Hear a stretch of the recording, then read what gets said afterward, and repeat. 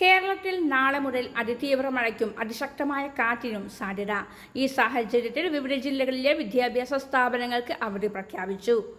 നേരത്തെ 4 ജില്ലകൾക്കാണ് അവധി പ്രഖ്യാപിച്ചിരുന്നത്. പത്തനംതിട്ട, ആലപ്പുഴ, കോട്ടയം, വയനാട് ജില്ലകളിലെ അങ്കണവാടി മുതൽ പ്രൊഫഷണൽ കോളേജുകൾ വരെയുള്ള എല്ലാ വിദ്യാഭ്യാസ സ്ഥാപനങ്ങൾക്കും നാളെ അവധിയായിരിക്കുമെന്ന് ജില്ലാ കളക്ടർമാർ നേരത്തെ അറിയിച്ചിരുന്നു. ഇപ്പോഴിതാ മറ്റ് ജില്ലകളിൽ കൂടി അവധി പ്രഖ്യാപനം വന്നിരിക്കുന്നു. നാളെ 8 ജില്ലകൾക്കാണ് ഓറഞ്ച് അലേർട്ട് പ്രഖ്യാപിച്ചിരിക്കുന്നത്.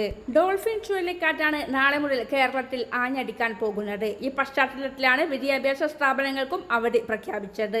പത്തനംതിട്ട, കോട്ടയം, ആലപ്പുഴ, വയനാട് ജില്ലകൾക്ക് പുറമെ കാസർഗോഡ് ജില്ലയിലും നാളെ അവധിയായിരിക്കുമെന്ന് ജില്ലാ കളക്ടർ അറിയിച്ചു.